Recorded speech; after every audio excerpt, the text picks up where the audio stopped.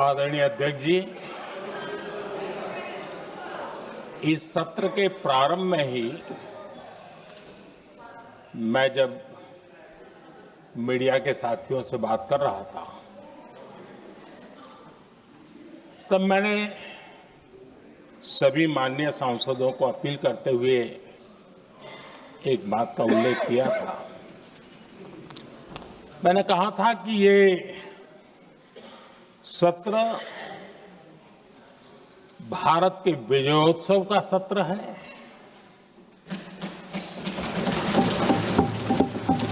संसद का ये सत्र भारत के गौरवगान का सत्र है।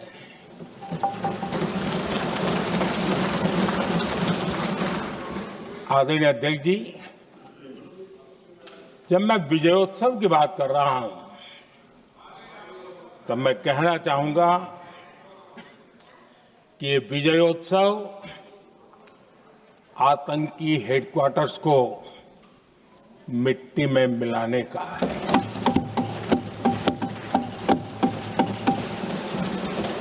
जब मैं विजयोत्सव कहता हूं, तो ये विजयोत्सव सिंदूर की सौगंध पूरा करने का है।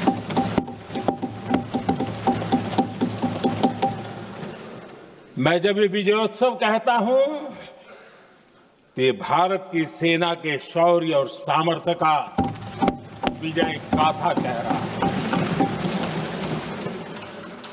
जब मैं विजयोत्सव कह रहा हूं, तो 140 करोड़ भारतीयों की एकता, इच्छा शक्ति, उसके एक अप्रतिम जीत का विजयोत्सव की बात करता हूं।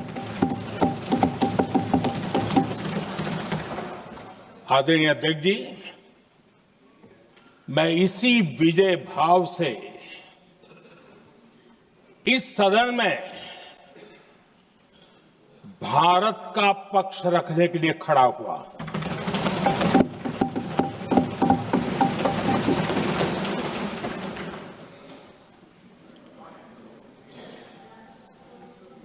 और जिन्हें भारत का पक्ष नहीं दिखता है, उन्हें मैं आईना दिखाने के लिए खड़ा हुआ।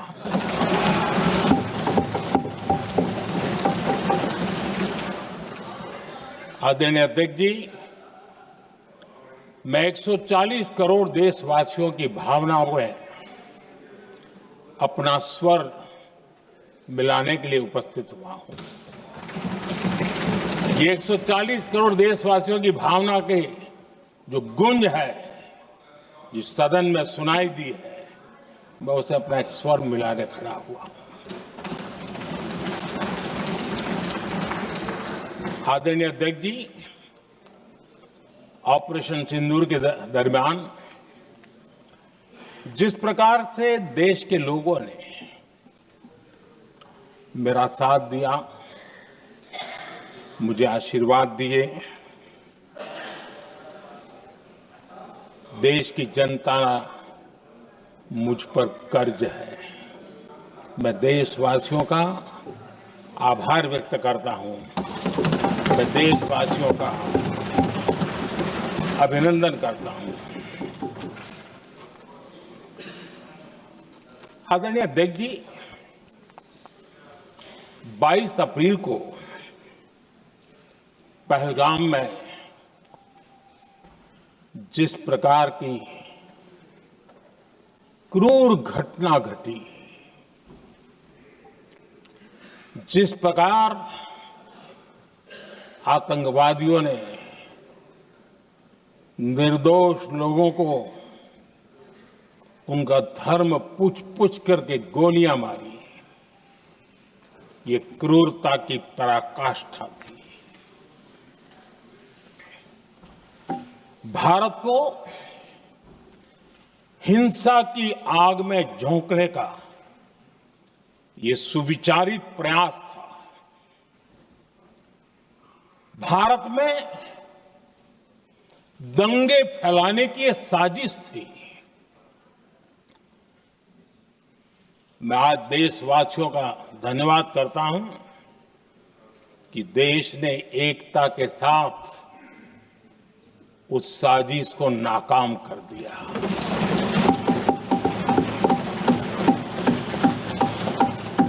आदरणीय अध्यक्ष जी, 22 अप्रैल के बाद मैंने एक सार्वजनिक रूप से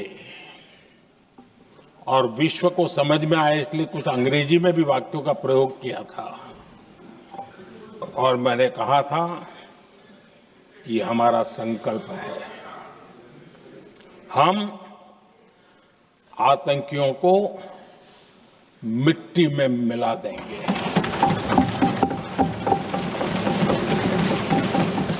और मैंने सार्वजनिक रूप से कहा था, सजा उनके आकाओं को भी होगी और कल्पना से भी बड़ी सजा मिलेगी।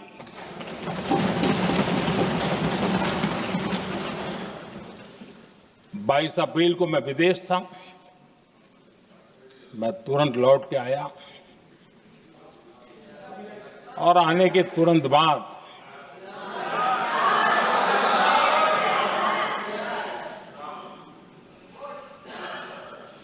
मैंने एक बैठक बुलाई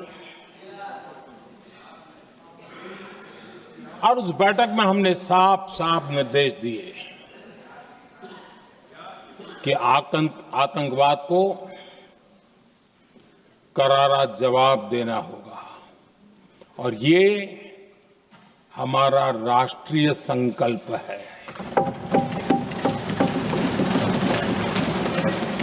आदरणीय अध्यक्ष जी, हमें हमारे सैन्य बलों की क्षमता पर पूरा विश्वास है, पूरा भरोसा है उनकी क्षमता पर, उनके सामर्थ्य पर, उनके साहस पर। सेना को कार्रवाई की खुली छूट दे दी गई और यह भी कहा गया कि सेना तय करें कब, कहां, कैसे, किस प्रकार से। ये सारी बातें उस मीटिंग में साफ साफ कह दी गई और कुछ बातें उसमें से मीडिया में शायद रिपोर्ट भी हुई है।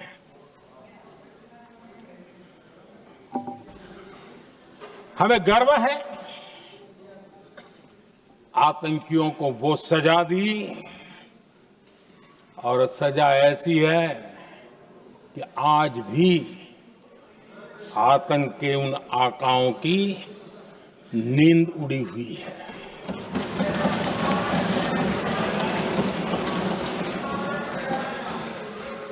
आदरणीय अध्यक्ष जी, मैं हमारी सेना की सफलता के उससे जुड़े भारत के उस पक्ष को सदन के माध्यम से देशवासियों के सामने रखना चाहता हूं। पहला पक्ष, पहलगाम हमले के बाद से ही पाकिस्तानी सेना को अंदाजा लग चुका था कि भारत कोई बड़ी कार्रवाई करेगा। उनके तरफ से न्यूक्लियर की धमकियों के भी बयान आना शुरू हो चुके थे।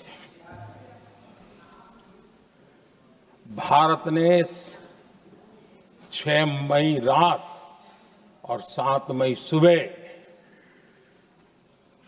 जैसा तय किया था वैसी कार्रवाई की और पाकिस्तान कुछ नहीं कर पाया। 22 मिनट में 22 अप्रैल का बदला निर्धारित लक्ष्य के साथ हमारी सेना ने ले लिया। दूसरा पक्ष,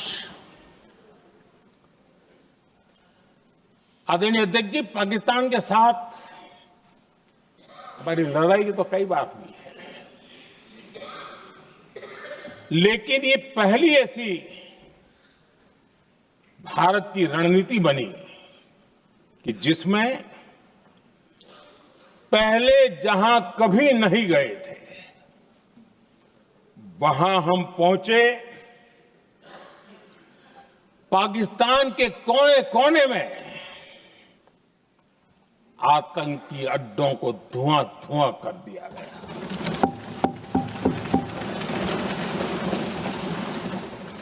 आतंक के गढ़ कोई सोच नहीं सकता कि वहां तक कोई जा सकता है। बहावलपुर और मुर्गे उसको भी जमीन दोस्त कर दिया गया। आदरणीय अध्यक्ष जी, हमारे सेनाओं ने आतंकी अड्डों को तबाह कर दिया। तीसरा पक्ष, पाकिस्तान की न्यूक्लियर धमकी को हमने झूठा साबित कर दिया।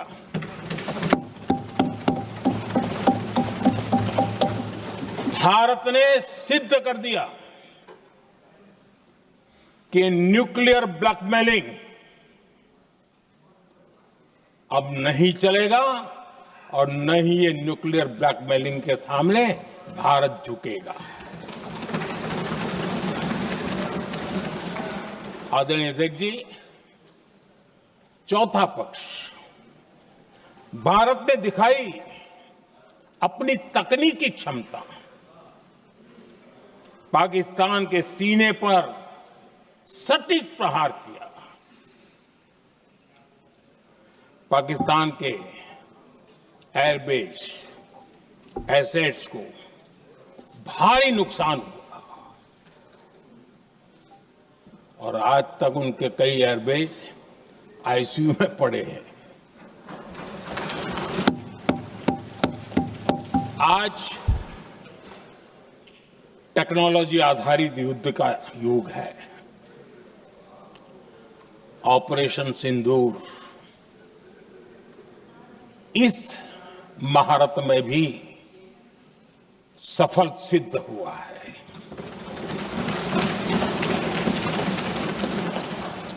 अगर पिछले 10 साल में जो हमने तैयारियां की हैं वो न की होती तो इस तकनीक के युग में हमारा कितना नुकसान हो सकता था, इसका हम अंदाज लगा सकते हैं। पांचवा पक्ष,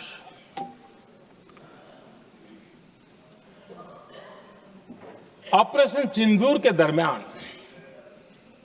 पहली बार हुआ जब आत्मनिर्भर भारत की ताकत को दुनिया ने पहचाना।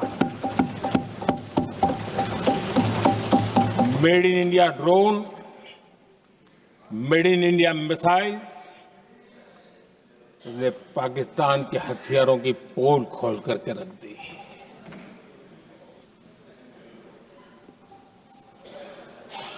आदरणीय अध्यक्ष जी, और भी एक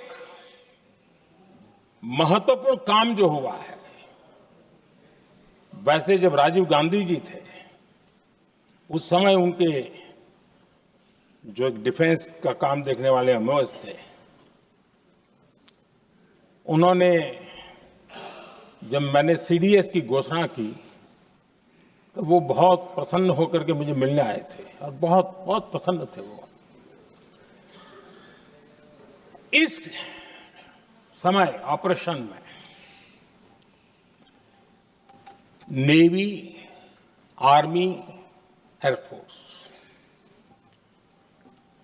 तीनों सेनाओं का जॉइंट एक्शन,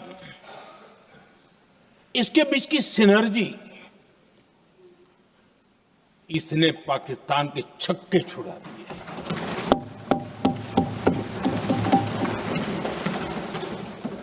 आदरणीय अध्यक्ष जी, आतंक की घटनाएं पहले भी देश में होती थी, लेकिन पहले आतंकवादियों के मास्टरमाइंड निश्चिंत होते थे और वो आगे की तैयारी में लगे रहते थे। उनको पता था कुछ नहीं होगा। लेकिन अब स्थिति बदल गई है। अब हमले के बाद मास्टरमाइंड को नींद नहीं आती। उनको पता है कि भारत आएगा और मार के जाएगा।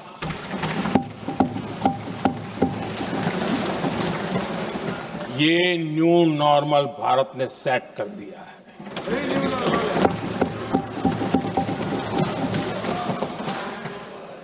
आदरणीय अध्यक्ष जी, दुनिया ने देख लिया कि हमारी कार्यवाही का दायरा कितना बड़ा, स्केल कितना बड़ा। सिंदूर से लेकर के सिंधु तक पाकिस्तान पर कार्रवाई की है। ऑपरेशन सिंदूर ने तय कर दिया कि भारत में आतंकी हमले की उसके आकाओं को और पाकिस्तान को भारी कीमत चुकानी पड़ेगी। अब ऐसे ही नहीं जा सकते। आदरणीय अध्यक्ष जी, ऑपरेशन सिंदूर से स्पष्ट होता है कि भारत ने 3 सूत्र तय किए हैं।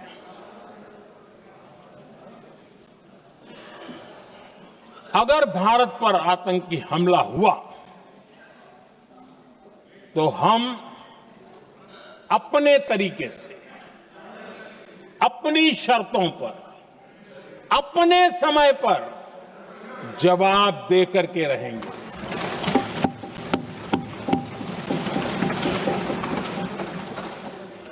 दूसरा,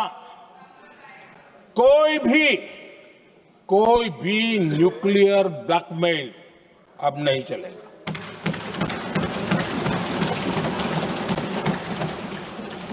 और तीसरा, हम आतंकी सरपरस्त सरकार और आतंक के आकाओं उनको अलग अलग नहीं देखेंगे। आदरणीय अध्यक्ष जी,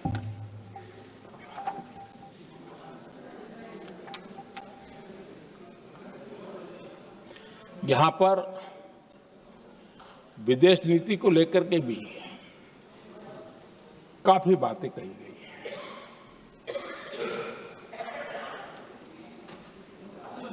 दुनिया के समर्थन को लेकर के भी काफी बातें कही गई हैं। मैं आज सदन में कुछ बातें पूरी स्पष्टता से कह रहा हूं। दुनिया में किसी भी देश ने भारत को अपनी सुरक्षा में कार्रवाई करने से रोका नहीं है।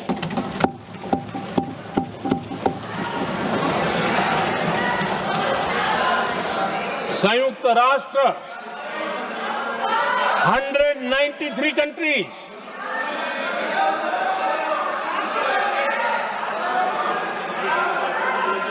सिर्फ 3 देश 193 कंट्री में सिर्फ 3 देश ऑपरेशन सिंदूर के दौरान पाकिस्तान के समर्थन में बयान दिया था। Only 3 countries. क्वाड हो, ब्रिक्स हो, फ्रांस, रूस, जर्मनी, कोई भी देश का नाम ले लीजिए, तमाम देश दुनिया भर से भारत को समर्थन मिला है।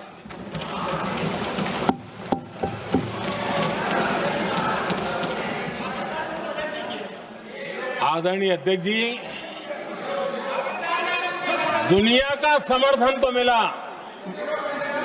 दुनिया के देशों का समर्थन मिला, माननीय, लेकिन ये दुर्भाग्य है कि मेरे देश के वीरों के पराक्रम को कांग्रेस का समर्थन नहीं।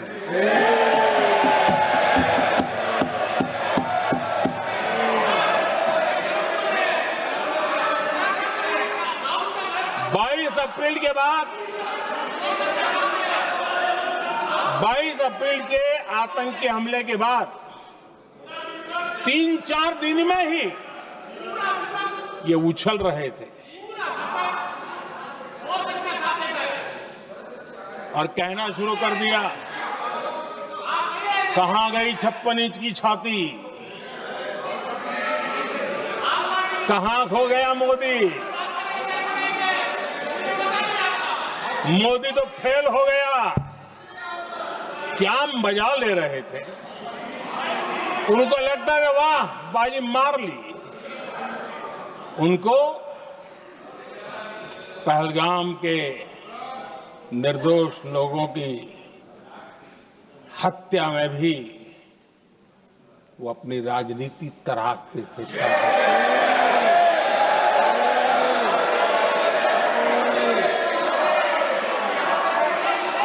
अपनी स्वार्थी राजनीति के लिए मुझ पर निशाना साध रहे थे, लेकिन उनकी ये बयानबाजी, इनका छिछोरापन देश के सुरक्षा बलों का मनोबल गिरा रहा था।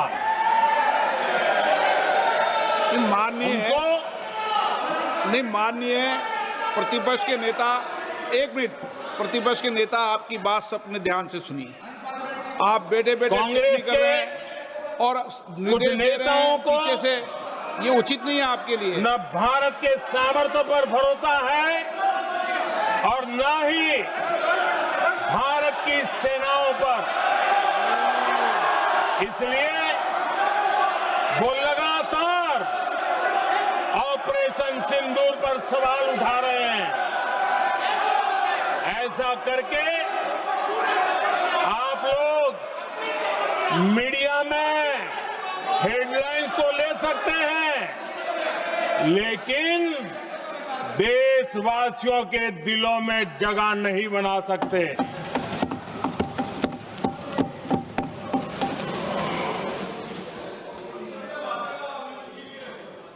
आदरणीय सभापति जी, आदरणीय अध्यक्ष जी, 10 मई को भारत ने ऑपरेशन सिंदूर के तहत हो रहे एक्शन को रोकने की घोषणा की। इसको लेकर यहां भांति भांति की बातें कही गई। ये वही प्रोपेगेंडा है जो सीमा पार से फैलाया गया है। कुछ लोग सेना द्वारा दिए गए तथ्यों की जगह पाकिस्तान के झूठ प्रचार को आगे बढ़ाने में जुटे हुए हैं,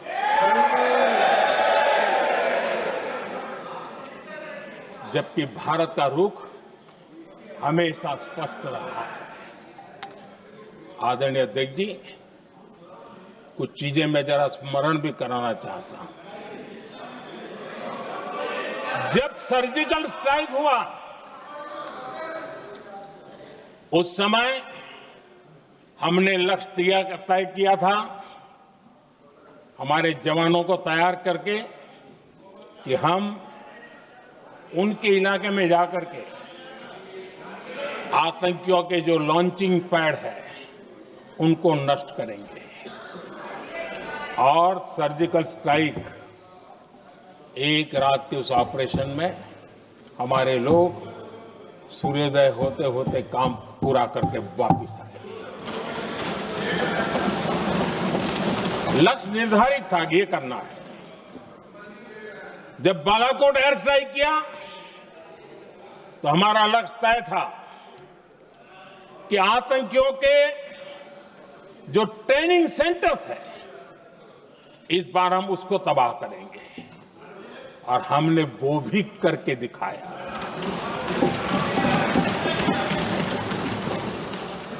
ऑपरेशन सिंदूर के समय हमारा लक्ष्य तय था और हमारा लक्ष्य था कि आतंक के जो एपी सेंटर है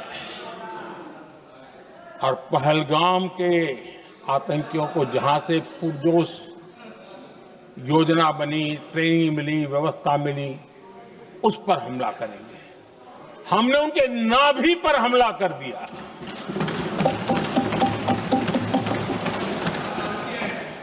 जहां पहलगाम के आतंकियों का रिक्रूटमेंट हुआ, ट्रेनिंग होती थी, फंडिंग होता था, उन्हें टेक्निकल सपोर्ट मिलता था, शस्त्र सरंजाम मिलता था, उस जगह को आइडेंटिफाई किया और हमने सटीक तरीके से ऑपरेशन सिंदूर के तहत आतंकियों की नाभि पे प्रहार कर दिया।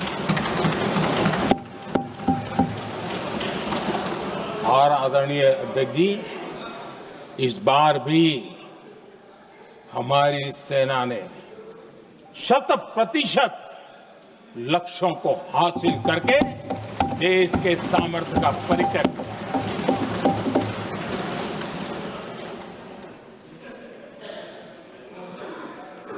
कुछ लोग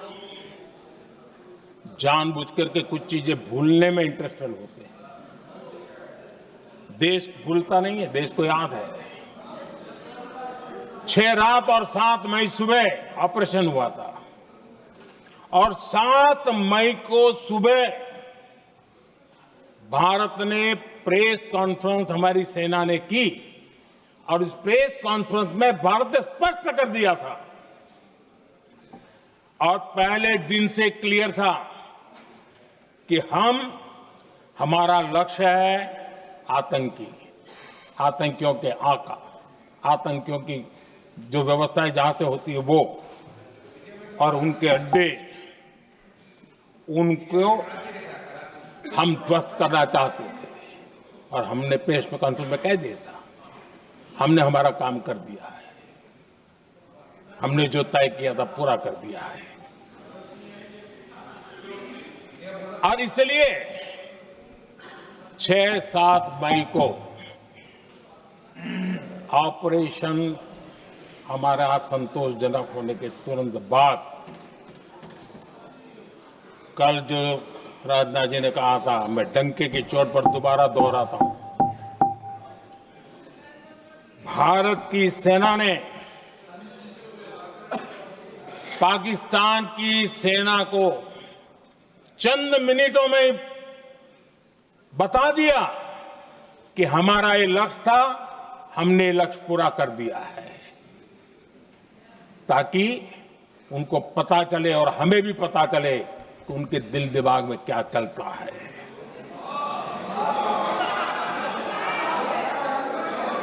हमने अपना लक्ष्य 100% हासिल कर लिया था और पाकिस्तान में समझदारी होती तो आतंकियों के साथ खुलेआम खड़े रहने की गलती न करता। उसने निर्लज्ज होकर के आतंकवादियों के साथ खड़े रहने का फैसला किया।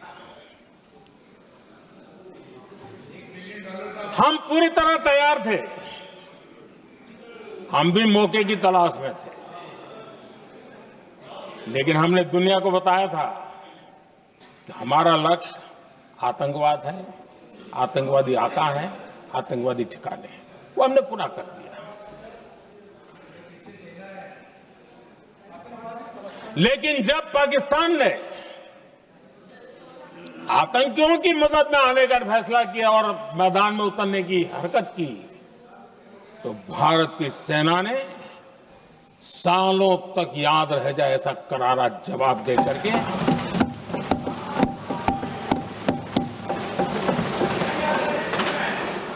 9 मई की मध्य रात्रि और 10 मई की एक प्रकार से सुबह हमारी मिसाइलें उन्होंने पाकिस्तान के हर कोने में प्रचंड प्रहार किया, जिसकी पाकिस्तान ने कभी कल्पना नहीं की थी, और पाकिस्तान को घुटनों पर आने के लिए मजबूर कर दिया।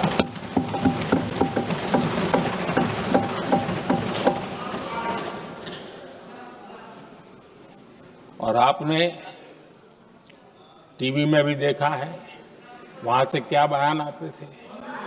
पाकिस्तान के लोग, अरे मैं तो स्विमिंग पूल में नहा रहा था, कोई कह रहा था मैं तो दफ्तर जाने की तैयारी कर रहा था। हम कुछ सोचे इस पहले तो भारत ने तो हमला कर दिया। ये पाकिस्तान के लोगों के बयान है और देश ने देखे हैं। स्विमिंग पूल में नहा रहा था।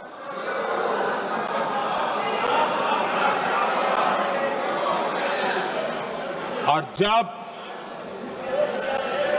इतना कड़ा प्रहार हुआ, पाकिस्तान ने कभी सोचा तक नहीं था, तब जाकर के पाकिस्तान ने फोन करके डीजीएमओ के सामने फोन करके गुहार लगाई, बस करो, बहुत मारा, अब ज्यादा मार झेलने की ताकत नहीं है, प्लीज हमला रोक दो। ये पाकिस्तान के डीजीएमओ का फोन था। और भारत ने तो पहले दिन ही कह दिया था, 7 तारीख सुबह की प्रेस देख लीजिए, कि हमने हमारा लक्ष्य पूरा कर दिया है, अगर आप कुछ करोगे तो महंगा पड़ेगा। और आप धीरे ऐसे कैसे चलता है? प्लीज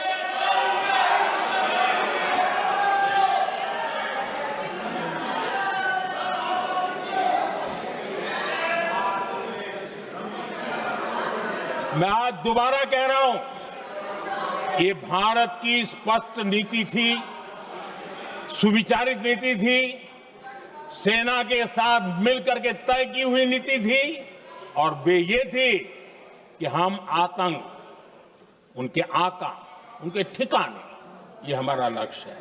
और हमने कहा, पहले दिन प्रेस कॉन्फ्रेंस में कहा है कि हमारा एक्शन नॉन एक्सीलेटरी है, ये हमने कह करके किया है। और इसके लिए साथियों हमने हमला रोका। अध्यक्ष जी, दुनिया के किसी भी नेता ने भारत के ऑपरेशन रोकने के लिए नहीं कहा।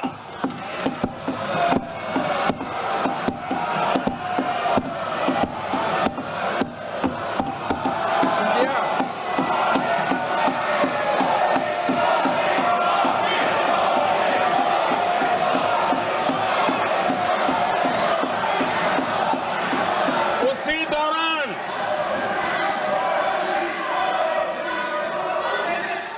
9 तारीख को रात को अमेरिका के उपराष्ट्रपति जी ने मुझसे बात करने का प्रयास किया।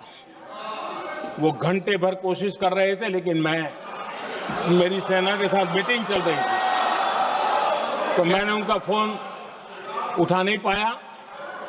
बाद में मैंने उनको कॉल बैक किया। मैंने कहा कि आपका फोन था, 3-4 बार आपका फोन आ गया, क्या है? तो अमेरिका के उपराष्ट्रपति जी ने मुझे फोन पे बताया कि पाकिस्तान बहुत बड़ा हमला करने वाला है, ये उन्होंने मुझे बताया। मेरा जो जवाब था, जिनको समझ नहीं आता है उनको तो नहीं आएगा,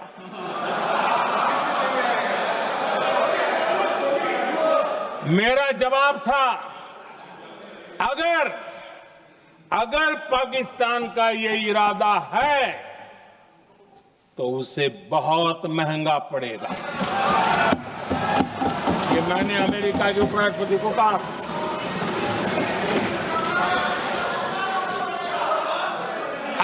पाकिस्तान हमला करेगा तो हम बड़ा हमला कर करके जवाब देंगे, ये मेरा जवाब था। और आगे मेरा एक वाक्य था, मैंने कहा था हम गोली का जवाब गोले से देंगे।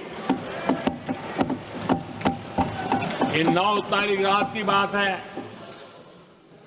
और 9 रात में और 10 सुबह हमने पाकिस्तान को सैन्य शक्ति को तहस नहस कर दिया था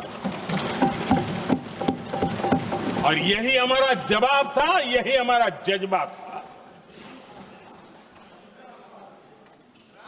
और आज पाकिस्तान भी भली भांति जान गया है कि भारत का हर जवाब पहले से ज्यादा तगड़ा होता है।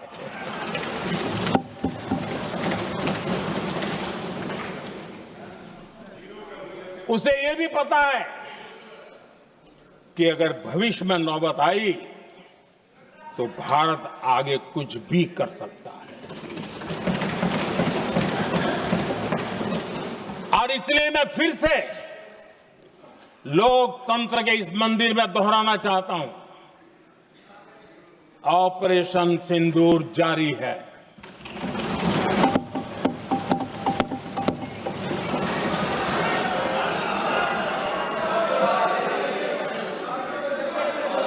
पाकिस्तान ने दुस्साहस की अगर कल्पना की तो उसे करारा जवाब दिया जाएगा।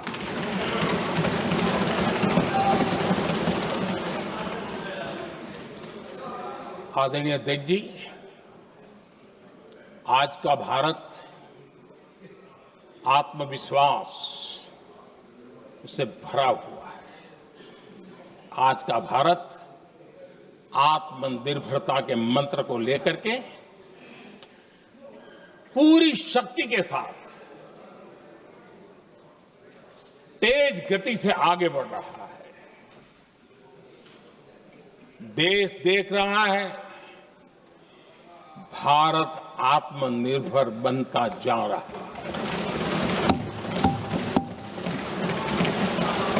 लेकिन देश ये भी देख रहा है कि एक तरफ तो भारत आत्मनिर्भरता की ओर तेज गति से आगे बढ़ रहा है, लेकिन कांग्रेस मुद्दों के लिए पाकिस्तान पर निर्भर होती जा रही है।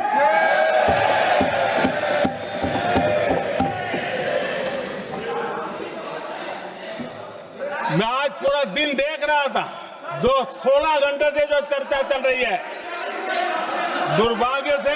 प्लीज बैठिए, सब जवाब दे दिया आपका, आप सुनते नहीं, सबका जवाब दे दिया। प्लीज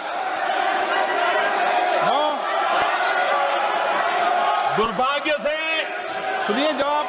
कांग्रेस को पाकिस्तान के मुद्दे इंपोर्ट करने पड़ रहे हैं।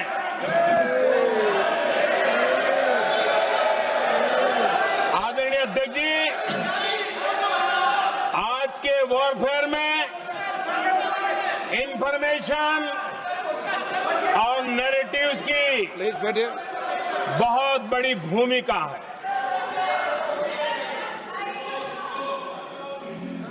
नैरेटिव घड़ करके, एआई का भी भरपूर उपयोग करके सेनाओं के मनोबल को कमजोर करने के खेल भी खेले जाते हैं। जनता के अंदर अविश्वास पैदा करने के भी भरपूर प्रयास होते हैं। दुर्भाग्य से कांग्रेस और उसके सहयोगी पाकिस्तान के ऐसे ही प्रपंच के प्रवक्ता बन चुके हैं।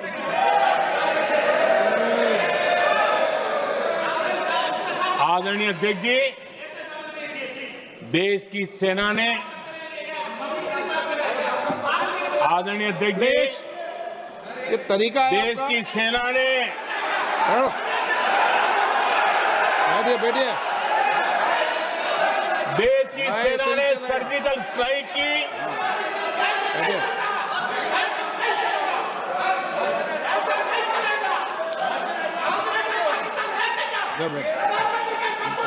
बैठिए। आदरणीय अध्यक्ष जी, देश की सेना ने सफलतापूर्वक सर्जिकल स्ट्राइक की तो तुरंत कांग्रेस वालों ने सेना से सबूत मांगे थे, लेकिन जब उन्होंने देश का मूड देखा, देश का मिजाज देखा, तो सुर उनके बदलने लगे और बदल करके क्या कहने लगे।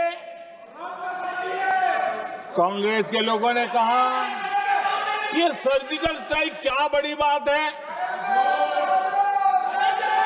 ये तो हमने भी की थी।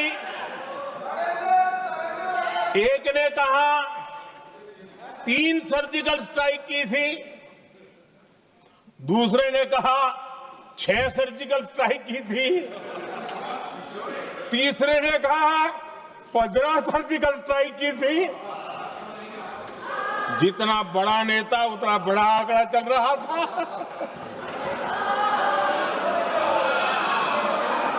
आदरणीय अध्यक्ष जी, इसके बाद बालाकोट में सेना ने एयर स्ट्राइक की।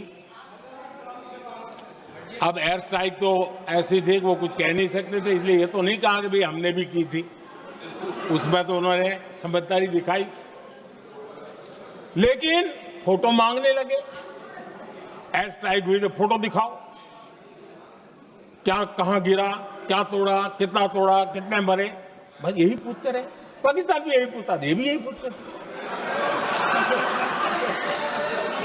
इतना ही नहीं, आदरणीय अध्यक्ष जी, जब पायलट अभिनंदन पकड़े गए तो पाकिस्तान में तो खुशी का माहौल होना स्वाभाविक था कि उनके हाथ में भारतीय सेना का एक पायलट उनके हाथ लगा था। लेकिन यहां पर भी कुछ लोग थे जो कानों कानों में कह रहे थे अब मोदी फंसा, अब अभिनंदन आए, मोदी ला करके दिखा दे। अब देखते हैं मोदी क्या करता है। आज डंके की चोट पर अभिनंदन वापिस आएगा।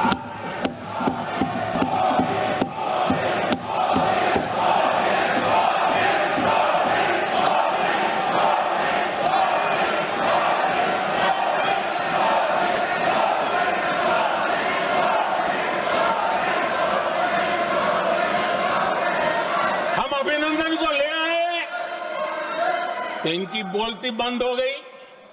इनको लगा यार ये नसीब वाला आदमी है, हमारा हथियार हाथ से निकल गया।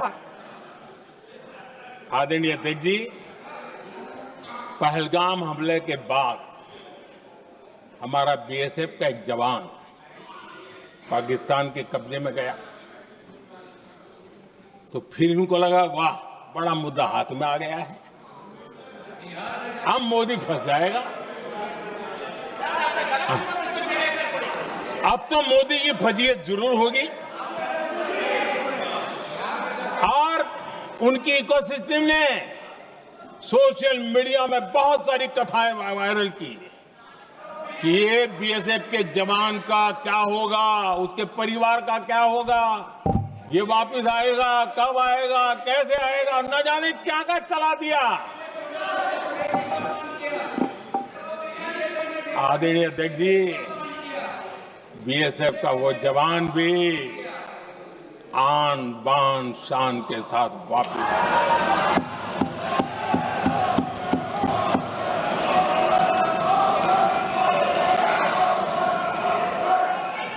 आतंकवादी रो रहे हैं, आतंकवादियों के आका रो रहे हैं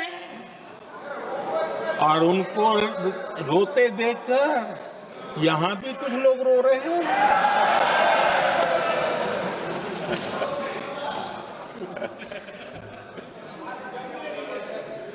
अब देखिए, सर्जिकल स्ट्राइक चल रही थी, उसके बाद उन्होंने एक खेल खेलने की कोशिश की, बात जमी नहीं। एयर स्ट्राइक हुई तो दूसरा खेल खेलने की कोशिश की, वो भी जमी नहीं। जब ये ऑपरेशन सिंदूर हुआ तो उन्होंने नया पैंतरा शुरू किया। और क्या शुरू किया? रोक क्यों दिया? पहले तो मानने को तैयार नहीं थे कि मुक्त करते, अब कहते रोक क्यों दिया? वाह रे बयान बहादुरों,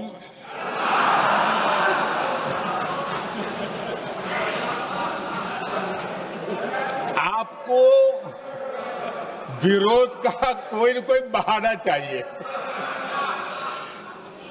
और इसलिए सिर्फ मैं नहीं, पूरा देश आप पर हंस रहा है।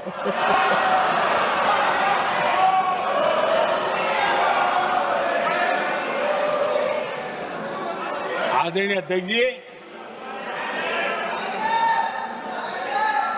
सेना का विरोध, सेना के प्रति एक पता नहीं नेगेटिविटी,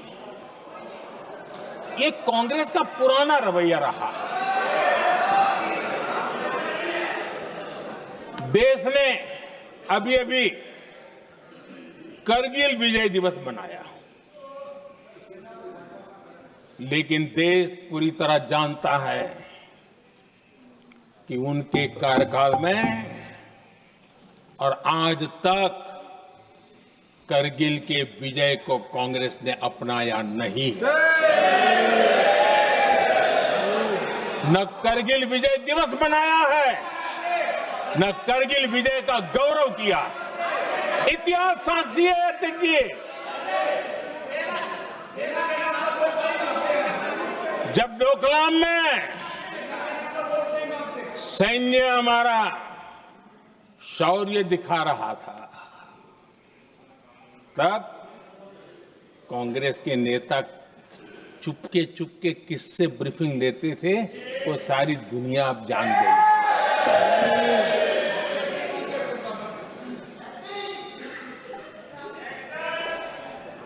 आप निकाल दीजिए पाकिस्तान के सारे बयान और यहां हमारा विरोध करने वाले लोगों के बयान, फुल स्टॉप कॉमा के साथ एक है। क्या कहेंगे इसको? और बुरा लगता है सच बोलते हैं तो। पाकिस्तान के साथ सुर में सुर मिला दिया जाता है। आदरणीय अध्यक्ष जी, देश हैरान है, कांग्रेस ने पाकिस्तान को क्लीन चिट दे दी है।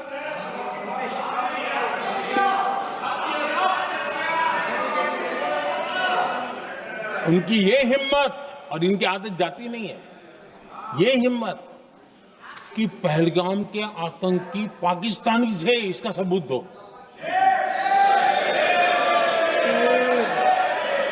क्या कह रहे हो तुम लोग? तो कौन सा तरीका है? और यही मांग पाकिस्तान कर रहा है जो कांग्रेस कर रही है। और आदरणीय अध्यक्ष जी, आज जब सबूतों की कोई कमी नहीं है, सब कुछ आंखों के सामने दिखता है, तब ये हालत है। अगर ये सबूत ना होते तो क्या करती है लोग, आप बताइए। आदरणीय अध्यक्ष जी,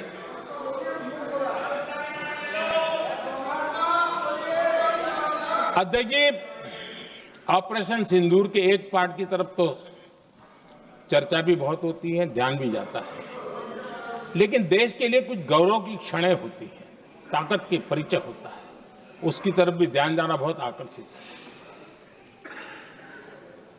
हमारे एयर डिफेंस सिस्टम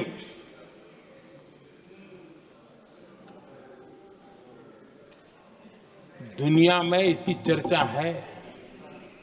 हमारे एयर डिफेंस सिस्टम ने पाकिस्तान की मिसाइल और ड्रोन्स उसको तिनके की तरफ बिखेर दिया था।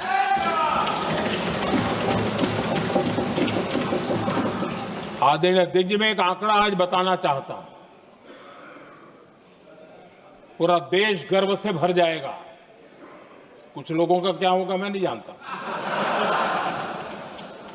पूरा देश गर्व से भर जाएगा। 9 मई को पाकिस्तान ने करीब 1000 मिसाइलों और आर्म ड्रोन्स के भारत पर बहुत बड़ा हमला करने की कोशिश की। 1000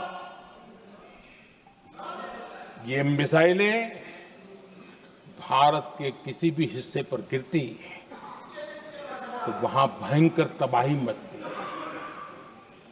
लेकिन 1000 मिसाइल्स और ड्रोन्स को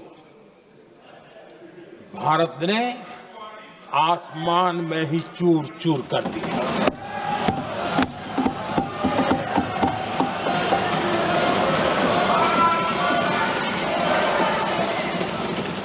हर देशवासी को इससे गर्व हो रहा। लेकिन जैसे कांग्रेस के लोग इंतजार कर रहे थे, कुछ तो गड़बड़ होगी यार, मोदी मरेगा, कहीं तो फंसेगा।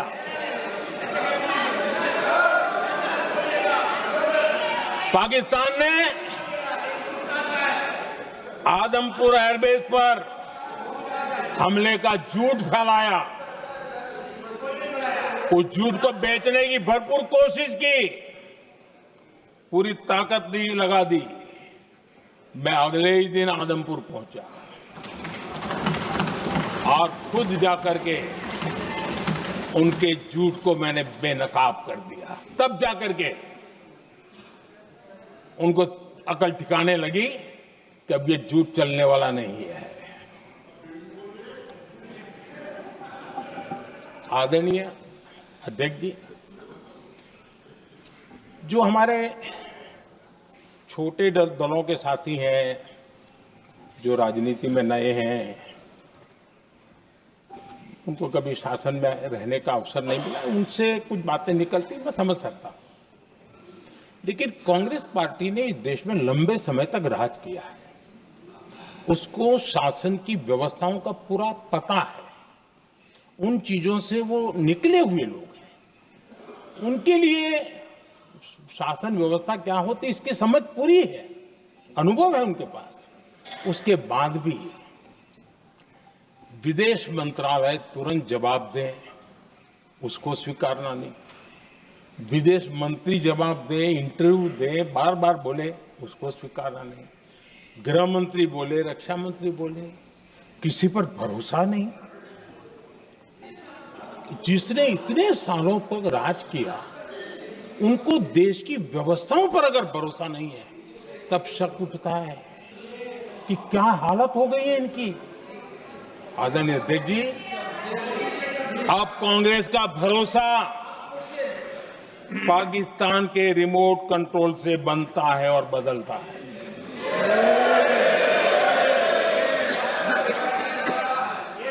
आदरणीय अध्यक्ष जी, एक बिल्कुल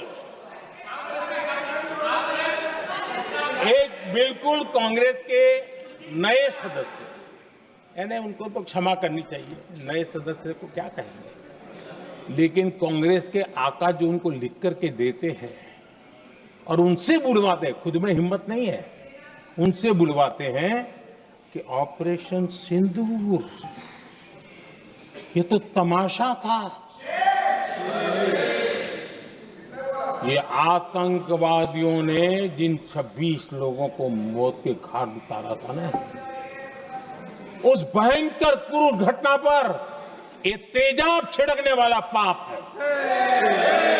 तमाशा कहते हो? आपकी असहमति हो सकती है, और ये कांग्रेस के नेता बुलवाते हैं।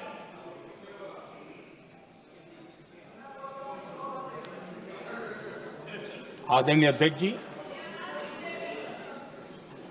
पहलगाम के हमलावरों को कल हमारे सुरक्षा बलों ने ऑपरेशन महादेव करके अपने अंजाम तक पहुंचाया।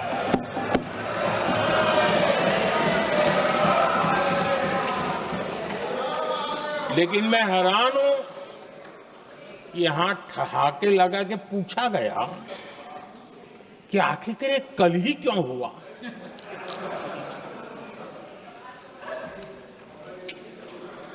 अब ये क्या हो गया है मुझे समझ नहीं आ रहा है। क्या ये ऑपरेशन के लिए कोई सावन महीने का सोमवार ढूंढा गया था क्या? क्या हो गया है इन लोगों को? हताशा, निराशा इस हद तक।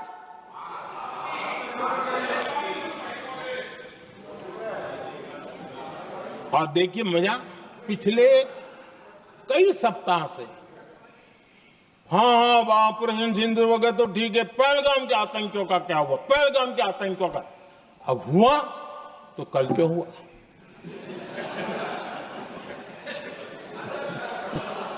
और कल ही क्यों हुआ? क्या हाल है अध्यक्ष जी का। आदरणीय अध्यक्ष जी,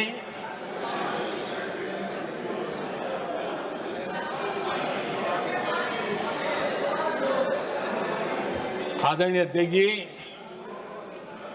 शास्त्रों में कहा गया है,